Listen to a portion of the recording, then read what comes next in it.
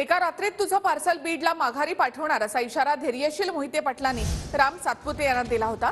दरम्यान सोलापूरकरांनी मला दिल्लीला पाठवायचं ठरवलंय, तसंच विकास कामांसाठी कागदपत्रांचं पार्सल घेऊन दिल्लीला जाईन असं प्रत्युत्तर यावर राम सातपुते यांनी दिलंय।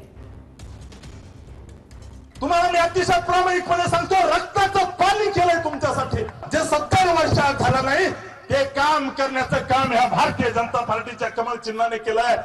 तुम्हाला माझी शपथ आहे। सोशल मीडियावर मेसेज येत आहेत, कोण बाजारात फिरताय फिरू द्या, तुम्हाला जे काही दिलंय ते भारतीय जनता पार्टीने दिलंय। ही निवडणूक भारतीय जनता पार्टीचे आपल्यावर जे उपकार आहे ती फेडणारी निवडणूक आहे।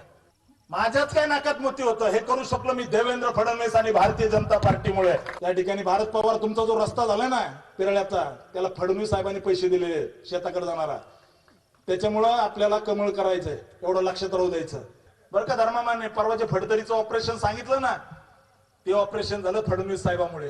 दादा वरडे कुठे, ताकदीने काम करायचं नातेपुतेतून। वकील साहेब मला जितकं लीड भेटणार होतं तितकंच लीड खासदारांना द्यायचं, तुम्हाला माझी शपथ आहे। मांडव्यात म्हणला 70-75 वर्षात काय विकास झाला ते मी या 5 वर्षात केला। मी फक्त 2.5 वर्षात केला।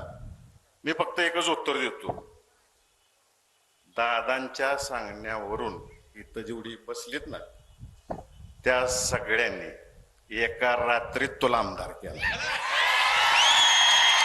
आणि तुला एका रात्रीत तुझं पार्सल माघारी बीडला पाठवायचे आमचं।